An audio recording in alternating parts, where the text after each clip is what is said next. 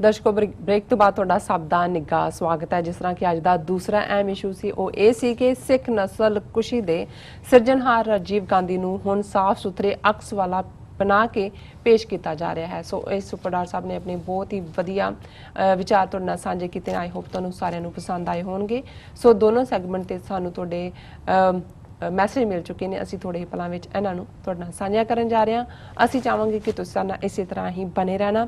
ਸੋ ਲਿਖਣ ਲਈ ਤੁਹਾਡਾ ਸਭ ਦਾ ਬਹੁਤ ਬਹੁਤ ਸ਼ੁਕਰੀਆ। ਹੁਣ ਜੋ ਸਾਡੇ ਕੋਲ ਈਮੇਲ ਹੈ ਉਹ ਆਪਾਂ ਡਿਸਕਸ ਕਰਾਂਗੇ। ਉਸ ਤੋਂ ਬਾਅਦ ਜੋ ਦੇ ਜਿਹੜੇ ਮੈਸੇਜ ਨੇ ਉਹ ਤੁਹਾਨੂੰ ਆਪਾਂ ਸ਼ੇਅਰ ਕਰਨ ਜਾ ਰਹੇ ਹਾਂ। ਥੈਂਕ ਯੂ ਸੋ ਮਚ ਜੀ। ਡਾਕਟਰ ਸਾਹਿਬ ਕੀ ਕਹਿਣਾ ਚਾਹੋਗੇ? ਦੇਖੋ, ਅਸੀਂ ਆਪਣੇ ਪਿਛਲੇ ਬਹੁਤ ਸਾਰੇ ਪ੍ਰੋਗਰਾਮਾਂ 'ਚ ਦਿੱਲੀ ਦੇ ਵਿੱਚ ਤੁਗਲਕ ਰੋਡ ਤੇ ਜਿਹੜਾ ਸੁਪਰੀਮ ਕੋਰਟ ਦੇ ਹੁਕਮਾਂ ਥੱਲੇ ਜਿਵੇਂ ਦਿੱਲੀ ਡਿਵੈਲਪਮੈਂਟ ਅਥਾਰਟੀ ਨੇ ਭਗਤ ਰਵਿਦਾਸ ਜੀ ਦਾ, ਜਿਨ੍ਹਾਂ ਦਾ ਉਸ ਧਰਤੀ ਦੇ ਨਾਲ 550 ਸਾਲ ਪੁਰਾਣਾ ਸੰਬੰਧ ਹੈ, ਉਸ ਤੋਂ ਵੀ ਥੋੜਾ ਜ਼ਿਆਦਾ ਹੈ। ਔਰ ਜੈਸਾ ਉਹਨਾਂ ਦੇ ਸੰਗਠਨਾਂ ਵੱਲੋਂ ਕਿਹਾ ਜਾ ਰਿਹਾ ਹੈ ਕਿ ਮੁਹੰਮਦ ਤੁਗਲਕ ਜਿਹੜਾ ਉਸ ਵੇਲੇ ਬਾਦਸ਼ਾਹ ਸੀ ਦਿੱਲੀ ਦਾ, ਉਸ ਨੇ ਹੀ ਉਹ ਜ਼ਮੀਨ, ਕਿਉਂਕਿ ਭਗਤ ਰਵਿਦਾਸ ਜੀ ਇੱਕ ਬਹੁਤ ਵੱਡੀ ਰੂਹਾਨੀ ਸ਼ਖਸੀਅਤ ਸਨ ਔਰ ਉਹਨਾਂ ਦੀ ਬੇਸ਼ੱਕ ਉਹਨਾਂ ਦਾ ਜਨਮ ਔਰ ਉਹਨਾਂ ਦਾ ਜ਼ਿਆਦਾ ਵਕਤ ਬਨਾਰਸ 'ਚ ਗੁਜ਼ਰਿਆ, ਪਰ ਉਹਨਾਂ ਦੀ ਸੋਭਾ ਔਰ ਉਹਨਾਂ ਦੀ ਰੂਹਾਨੀਅਤ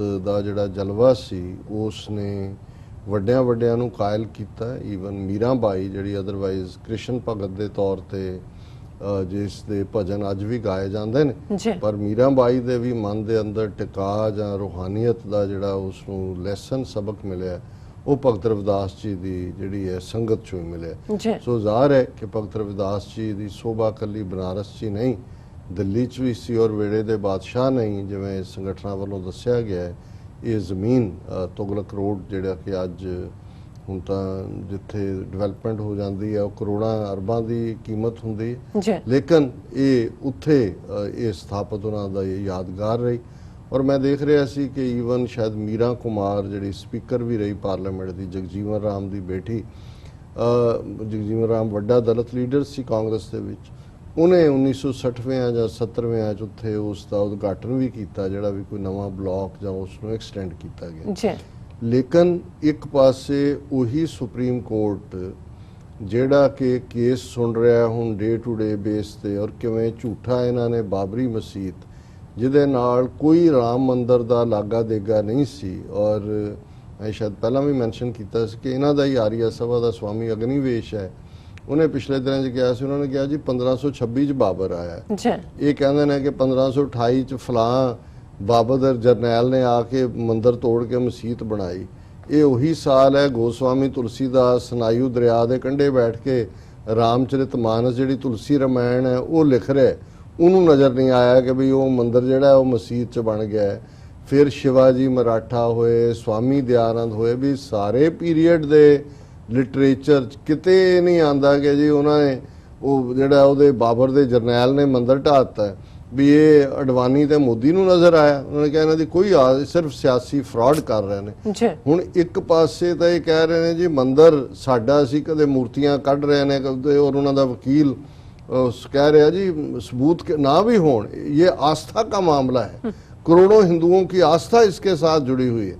भाई चलो मान लो जे तुहाडी इस दलील नूं भी, ते जिहड़ी करोड़ां भारत दे दलित वर्ग दी नहीं समुची सिख कौम दी भी, क्योंकि जदों असीं भगत रविदास जी दा जिक्र करते हैं, गुरु ग्रंथ साहिब जिहड़े साडे एटर्नल गुरु ने, उन्हां दे विच भगत रविदास जी दी बाणी दे 40 शब्द ने।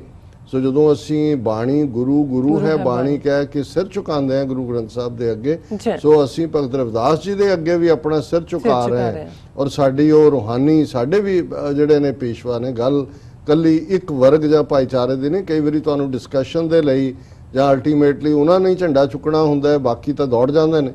सो जिस संगठन का एक मुक्तता का प्रगटावा दलित भाईचारे ने किया और रिमार्केबल है। और ਲੱਖਾਂ ਦੀ ਗਿਣਤੀ 'ਚ ਜੰਤਰ ਮੰਤਰ ਰੋਡ ਤੇ ਜਿਹੜਾ ਪ੍ਰੋਟੈਸਟ ਹੋਇਆ ਇਸ ਮੁੱਦੇ ਦੇ ਉੱਤੇ, ਔਰ ਉਹਨਾਂ ਨੇ ਪੁਲਿਸ ਨੇ ਲਾਠੀਚਾਰਜ ਵੀ ਕੀਤਾ, ਦੂਜਾ 40-50 ਗ੍ਰਿਫਤਾਰ ਵੀ ਕੀਤੇ, ਇੱਕ ਦੋ ਅੰਮ੍ਰਿਤਧਾਰੀ ਸਿੱਖ ਨੌਜਵਾਨਾਂ ਦੀ ਪਿਕਚਰ ਵੀ ਜਿਨ੍ਹਾਂ ਨੂੰ ਕਿ ਬੇਪਤ ਕਰ ਰਹੇ ਨੇ ਸੜਕ ਦੇ ਉੱਤੇ। ਲੇਕਿਨ ਅੱਜ ਸੁਪਰੀਮ ਕੋਰਟ ਫਿਰ ਆਰਡਰ ਕਰ ਰਿਹਾ ਕਿ ਜੀ ਇਹ ਸਾਡਾ ਆਰਡਰ ਹੈ, ਅਸੀਂ ਕੰਟੈਂਪਟ ਆਫ ਕੋਰਟ ਬਣਾ ਦੇਾਂਗੇ, ਇਸ ਦੇ ਉੱਤੇ ਕੋਈ ਰਾਜਨੀਤੀ ਨਾ ਕਰੇ। ਤੁਸੀਂ ਤਾਂ ਉਹ ਝੂਠੇ ਜਿੱਥੇ ਮਸਜਿਦ ਢਾਹ ਕੇ ਮੰਦਿਰ ਬਣਾਇਆ ਉਹਦੇ ਤੇ ਰਾਜਨੀਤੀ ਕਰਨ ਵਾਲਿਆਂ ਨੂੰ ਰੋਜ਼ ਸੁਣ ਰਹੇ ਹੋ।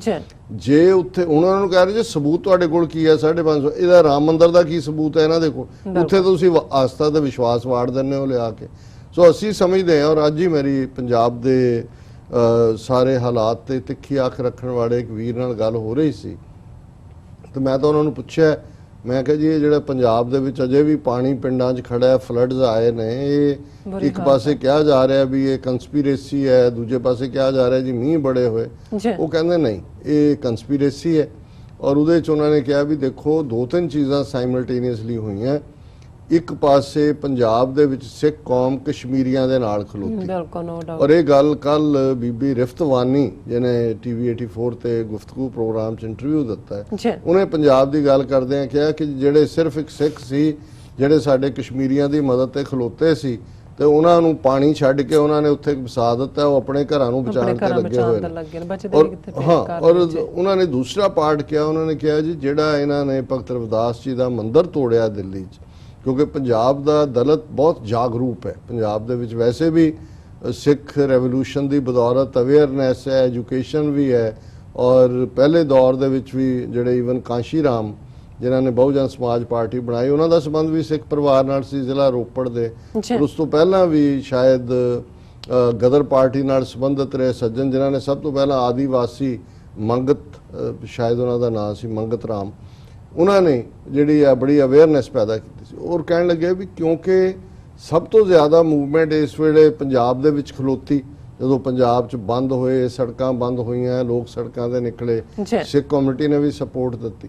ਉਹਨੇ ਕਿਹਾ ਜੀ ਇਹਨਾਂ ਨੂੰ ਫਿਕਰ ਪੈ ਗਿਆ, ਔਰ ਉਹਨਾਂ ਨੇ ਕਿਹਾ ਇਹ ਜਿਹੜਾ ਫਲੱਡ ਵਾਟਰ ਹੈ ਇਹਦੇ ਥੱਲੇ ਉਹਨਾਂ ਨੇ ਦਲਿਤ ਭਾਈਚਾਰੇ ਨੂੰ ਵੀ ਜਿਹੜਾ ਉਹ ਬਿਜ਼ੀ ਕਰ ਦਿੱਤਾ ਹੈ, ਕਿਉਂਕਿ ਉਹੀ ਇਲਾਕਾ ਦੁਆਬੇ ਦਾ ਜਿੱਥੇ ਤੋਂ ਸਤਲੁਜ ਲੰਘਦਾ ਫਲੌਰ ਦੇ ਨੇੜੇ ਦੇ ਔਰ ਦੂਸਰੇ ਤੀਸਰੇ ਜਿੱਥੇ।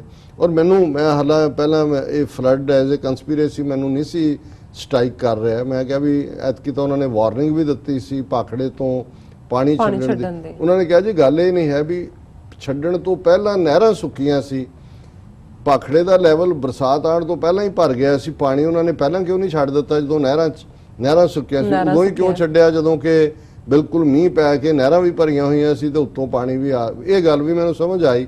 ਪਰ ਇਹ ਦੂਜੀ ਗੱਲ ਜਦੋਂ ਉਹਨਾਂ ਨੇ ਕਹੀ ਵੀ ਇਹ ਦਲਿਤ ਭਾਈਚਾਰੇ ਨੂੰ ਵੀ ਇਹਨਾਂ ਨੇ ਇੱਥੇ ਬਲੌਕ ਕਰ ਦਿੱਤਾ ਹੈ, ਤੇ ਮੈਨੂੰ ਇਹ ਗੱਲ ਸਮਝ ਆ ਗਈ ਕਿ ਵੀ ਇਹ ਉਸ ਕੰਸਪੀਰੇਸੀ ਦਾ ਇਹ ਹਿੱਸਾ ਹੈ। ਸੋ ਮੈਂ ਇਸ ਸਾਰੇ ਘਟਨਾਕ੍ਰਮ ਤੇ ਇਹੀ ਕਹਿਣਾ ਚਾਹਾਂਗਾ ਕਿ ਮੇਰੀ ਤਾਂ ਹਮੇਸ਼ਾ ਹੀ ਇੱਕ ਸਟੇਟਮੈਂਟ ਰਹੀ ਹੈ, Sikhs of the Dalits by the Dalits for the Dalits. ਅਸੀਂ ਇਸ ਦੀ ਹਮੇਸ਼ਾ ਹੀ ਐਡਵੋਕੇਸੀ ਕੀਤੀ ਹੈ, ਔਰ ਮੈਂ ਸਮਝਦਾ ਵੀ ਇਹ ਕੱਲੇ ਨੂੰ ਕਰਕੇ ਮਾਰ ਰਹੇ ਨੇ। ਸਿੱਖਾਂ ਦੇ ਨਾਲ ਅੱਜ ਕਸ਼ਮੀਰੀਆਂ ਨੂੰ ਕਰ ਲਿਆ। ਨੈਕਸਟ ਸਟੈਪ ਇਹਨਾਂ ਦਾ ਆਰਐਸਐਸ ਦਾ ਜਿਹੜੀ ਰਿਜ਼ਰਵੇਸ਼ਨ ਹੈ ਸ਼ਡਿਊਲ ਕਾਸਟ ਸ਼ਡਿਊਲ ਟ੍ਰਾਈਬਸ ਨੂੰ ਇੰਡੀਅਨ ਕਨਸਟੀਟਿਊਸ਼ਨ, ਉਹ ਵੀ ਉਹਨਾਂ ਨੇ ਖਤਮ ਕਰਨੀ ਹੈ। ਔਰ ਮੋਹਨ ਭਾਗਵਤ ਨੇ ਆਲਰੇਡੀ ਕਿਹਾ ਹੈ ਕਿ ਜਿਹਦੇ ਤੇ ਜਿਹੜੀ ਆ ਉਹ ਹਾਰਮੋਨੀਅਸ ਡਿਬੇਟ ਹੋਣੀ ਚਾਹੀਦੀ ਹੈ। ਔਰ ਇਹ ਭਗਤ ਰਵਿਦਾਸ ਜੀ ਦਾ ਮੰਦਿਰ ਤੋੜਨਾ ਜਿਹੜਾ ਹੈ ਔਰ ਹਿਸਟੋਰੀਕਲ, ਇਹਦੇ ਬਾਵਜੂਦ ਕਿ ਕਰੋੜਾਂ ਲੋਕਾਂ ਦਾ ਵਿਸ਼ਵਾਸ ਜੁੜਿਆ ਹੋਇਆ ਹੈ, ਇਹ ਮੈਸੇਜ ਦੇ ਰਿਹਾ ਵੀ ਅਸੀਂ ਤੁਹਾਡੇ ਦਰਬਾਰ ਸਾਹਿਬ ਤੇ ਸਿੱਖਾਂ ਦੇ ਟੈਂਕ ਚੜਾ ਸਕਦੇ ਹਾਂ, ਅਸੀਂ ਕਸ਼ਮੀਰ ਨੂੰ ਇੱਕ ਜੇਲ੍ਹ ਬਣਾ ਸਕਦੇ ਹਾਂ, ਅਸੀਂ ਤੁਹਾਡਾ ਆਸਥਾ ਵਾਲੇ ਭਗਤ ਰਵਿਦਾਸ ਜੀ ਦਾ ਮੰਦਿਰ ਵੀ ਜਿਹੜਾ ਡਿਸਟਰੋਏ ਕਰ ਸਕਦੇ ਹਾਂ। ਪਰ ਜਿੱਥੇ ਕਦੇ ਰਾਮ ਨਾ ਜੰਮਿਆ ਨਾ ਆਇਆ, ਉਸ ਤੋਂ ਉੱਥੇ ਮਸਜਿਦ ਨੂੰ ਤੋੜ ਕੇ ਅਸੀਂ ਕਹਿ ਸਕਦੇ ਹਾਂ ਮੰਦਿਰ ਵਹੀਂ ਬਣਾਏਂਗੇ, ਮੰਦਿਰ ਵਹੀਂ ਬਣਾਏਂਗੇ। ਤਾਂ ਮੈਂ ਸਮਝਦਾ ਵੀ ਇਹ ਇੱਕ ਸਾਡੇ ਲਈ ਯਕਜ਼ਤੀ ਦਾ ਪ੍ਰਗਟਾਵਾ ਕਰਨ ਦਾ ਮੌਕਾ ਵੀ ਹੈ। ਔਰ ਜ਼ਾਹਰ ਹੈ ਇੱਥੇ ਇੰਡੀਅਨ ਕੌਂਸੂਲੇਟ ਦੇ ਬਾਹਰ ਪ੍ਰੋਟੈਸਟ ਵੀ ਕੀਤਾ, ਜਿਹੜਾ ਦਲਿਤ ਆਰਗੇਨਾਈਜੇਸ਼ਨਸ ਨੇ, ਮੈਨੂੰ ਬਹੁਤ ਬਾਅਦ ਚ ਪਤਾ ਲੱਗਾ।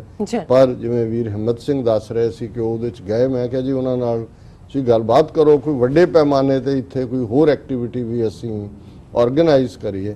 ਔਰ ਮੈਂ ਸਮੁੱਚੀ ਸਿੱਖ ਕੌਮ ਨੂੰ ਜਿੱਥੋਂ ਤੱਕ ਵੀ ਇਸ ਪ੍ਰੋਗਰਾਮ ਦੇ ਹਵਾਲੇ ਨਾਲ ਆਵਾਜ਼ ਜਾ ਰਹੀ ਹੈ, ਮੈਂ ਸਮਝਦਾ ਕਿ ਵੀ ਇਹ ਸਾਡੇ ਲਈ, ਜਦੋਂ ਅਸੀਂ ਦੂਸਰਿਆਂ ਲਈ ਹਾਂ ਦਾ ਨਾਰਾ ਮਾਰਦੇ ਹਾਂ ਤਾਂ ਸਾਡੇ ਆਪਣੇ ਨੇ। ਇਹ ਤਾਂ ਭਗਤ ਰਵਿਦਾਸ ਜੀ ਦਾ ਅਪਮਾਨ, ਗੁਰੂ ਗ੍ਰੰਥ ਸਾਹਿਬ ਦਾ ਅਪਮਾਨ ਹੈ। ਔਰ ਸਾਨੂੰ ਜਿਹੜਾ ਸੋਲੀਡੈਰਿਟੀ ਦੇ ਨਾਲ ਆਪਣੇ ਭਰਾਵਾਂ ਭੈਣਾਂ ਦੇ ਨਾਲ ਖੜੇ ਹੋਣਾ ਚਾਹੀਦਾ ਜੀ। ਡਾਕਟਰ ਸਾਹਿਬ, ਹੁਣ ਆਪਾਂ ਆਪਣੇ ਦਰਸ਼ਕਾਂ ਦੇ ਮੈਸੇਜ ਸ਼ੇਅਰ ਕਰਨ ਜਾ ਰਹੇ ਹਾਂ। ਐਸ ਸੁਰਿੰਦਰ ਜੀ ਸਾਨੂੰ ਯੂਕੇ ਤੋਂ ਲਿਖਦੇ ਨੇ, ਜਨਰਲ ਹਮੀਦ ਗੁਲ ਇੰਟਰ ਸਰਵਿਸ ਇੰਟੈਲੀਜੈਂਸ, ਉਹਨਾਂ ਲਿਖਿਆ ਕਿ ISI ਮੇਜਰ ਜਨਰਲ ਹਮੀਦ ਗੁਲ 15 ਅਗਸਤ 2015 ਵਿੱਚ ਫੌਤ ਹੋ ਗਏ ਹਨ। ਜਨਰਲ ਸਾਹਿਬ ਦਾ ਜਨਮ 20 ਨਵੰਬਰ 1936 ਨੂੰ ਸਰਗੋਦਾ ਪਾਕਿਸਤਾਨ ਦਾ ਹੈ। ਜਨਰਲ ਸਾਹਿਬ ਦੇ ਵਡੇਰੇ ਖੈਬਰ ਪਖਤੂਨਵਾ ਤੋਂ ਪੰਜਾਬ ਆ ਕੇ ਆਬਾਦ ਹੋਏ ਸਨ। ਜਨਰਲ ਹਮੀਦ ਗੁਲ ਜਿੱਥੇ ਇੱਕ ਵਧੀਆ ਜੰਗੀ ਰਣਨੀਤੀ ਘੜਨ ਵਾਲਾ ਫੌਜੀ ਜਰਨੈਲ ਮੰਨਿਆ ਜਾਂਦਾ ਸੀ। ਅਫਗਾਨ ਮੁਜਾਹਿਦੀਨ ਰੂਸ ਜੰਗ ਵਿੱਚ ਉਹਨਾਂ ਮੁਜਾਹਿਦੀਨਾਂ ਨੂੰ ਫੌਜੀ ਟ੍ਰੇਨਿੰਗ ਦਿੱਤੀ। ਇਹਨਾਂ ਮੁਜਾਹਿਦੀਨਾਂ ਨੇ ਰੂਸ ਜਿਸ ਨੂੰ ਅਜਿੱਤ ਸਮਝਿਆ ਜਾਂਦਾ ਸੀ ਨੂੰ ਲੱਕ ਤੋੜਵੀਂ ਹਾਰ ਦਿੱਤੇ। ਕਹਿੰਦੇ ਹਨ ਕਿ ਇੱਕ ਵਾਰ ਉਹਨਾਂ ਰੂਸ ਦੇ ਨਕਸ਼ੇ ਤੇ ਪੈਨ ਨਾਲ ਲਾਲ ਲਕੀਰ ਵਾ ਦਿੱਤੀ ਸੀ। ਰੂਸ ਦੇ 15 ਟੋਟੇ ਕਰ ਦਿੱਤੇ ਸਨ। ਆਪਣੀ ਕਾਮਯਾਬ ਜੰਗੀ ਦਾ ਪੇਚ ਨਾਲ ਉਹ ਦੁਸ਼ਮਣ ਨੂੰ ਇਸ ਤਰ੍ਹਾਂ ਘੁਮਾ ਦਿੰਦੇ ਸਨ ਕਿ ਉਹ ਪਾਕਿਸਤਾਨ ਨਾਲ ਲੜਨ ਨਾਲੋਂ ਆਪਣੀ ਘਰੇਲੂ ਜੰਗ ਵਿੱਚ ਉਲਝ ਜਾਂਦਾ ਸੀ। ਦੁਨੀਆ ਦੀਆਂ 20 ਮੁਲਕਾਂ ਦੀਆਂ ਏਜੰਸੀਆਂ ਉਹਨਾਂ ਨੂੰ ਖਤਮ ਕਰਨ ਲਈ ਸਰਗਰਮ ਰਹੀਆਂ, ਲੇਕਿਨ ਉਹਨਾਂ ਨੂੰ ਕੁਦਰਤੀ ਮੌਤ ਆਈ ਜਦੋਂ ਮੋਦੀ 2014 ਵਿੱਚ ਜਿੱਤਿਆ। ਮੋਦੀ ਬਾਰੇ ਉਹਨਾਂ ਨੇ ਕਿਹਾ ਸੀ ਕਿ ਕਸ਼ਮੀਰ ਨੂੰ ਆਜ਼ਾਦ ਸਿੱਖਾਂ ਲਈ ਖਾਲਿਸਤਾਨ ਮੋਦੀ ਬਣਾਏਗਾ। ISI ਦਾ ਕੰਮ ਮੋਦੀ ਬਹੁਤ ਕਾਮਯਾਬੀ ਨਾਲ ਕਰ ਰਿਹਾ ਹੈ। ਰੱਬ ਦਾ ਸ਼ੁਕਰ ਹੈ ਮੋਦੀ ਜਿੱਤ ਗਿਆ ਹੈ। ਜਨਰਲ ਸਾਹਿਬ ਦੀਆਂ ਦੁਨੀਆ ਜਹਾਨ ਬਾਰੇ ਭਵਿੱਖਬਾਣੀਆਂ ਸੱਚ ਸਾਬਤ ਹੋ ਚੁੱਕੀਆਂ ਹਨ। ਸੋ ਜੋਰਾਵਰ ਸਿੰਘ ਜੀ ਮੈਂ ਇਹਦੇ ਤੇ ਕਮੈਂਟ ਕਰਨਾ ਚਾਹੁੰਦਾ ਜੀ। ਜਨਰਲ ਹਮੀਦ ਗੁਲ ਸਿੱਖਾਂ ਨੂੰ ਬਹੁਤ ਐਡਮਾਇਰ ਕਰਦੇ ਸੀ ਔਰ ਮੈਂ ਉਹਨਾਂ ਦਾ ਲਾਸਟ ਇੰਟਰਵਿਊ ਵੀ ਜਿਹੜਾ ਉਹਨਾਂ ਦੀ ਮੌਤ ਤੋਂ ਕੁਝ ਦੇਰ ਪਹਿਲਾਂ ਹਾਰਟ ਅਟੈਕ ਹੋਇਆ ਉਹਨਾਂ ਨੂੰ ਜੀ ਸੁਣਿਆ, ਜਿਹਦੇ 'ਚ ਉਹਨਾਂ ਨੇ ਕਿਹਾ ਕਿ ਜੀ ਸਿੱਖ ਹੁਣ ਖਾਲਿਸਤਾਨ ਬਣਾ ਕੇ ਰਹਿਣਗੇ ਔਰ ਉਹਨਾਂ ਨੇ ਡਾਇਸਪੋਰਾ ਸਿੱਖਾਂ ਦੀ ਤਾਕਤ ਦਾ ਜ਼ਿਕਰ ਕੀਤਾ ਕਿ ਬਹੁਤ ਸਾਰੇ ਦੇਸ਼ਾਂ 'ਚ ਉਹਨਾਂ ਦੇ ਤਾਂ ਹੁਣ ਵਜ਼ੀਰ ਬਣ ਰਹੇ ਨੇ, ਉਹਨਾਂ ਦੇ MP ਨੇ ਔਰ ਉਹਨਾਂ ਨੇ ਕਿਹਾ ਵੀ ਇਹ ਮੋਦੀ ਜਿਹੜਾ ਹੈ ਇਹ ਅਲਟੀਮੇਟਲੀ ਜਿਹੜੀਆਂ ਇਹਦੀਆਂ ਨੀਤੀਆਂ ਨੇ ਸਿੱਖ ਖਾਲਿਸਤਾਨ ਬਣਾਉਣਗੇ।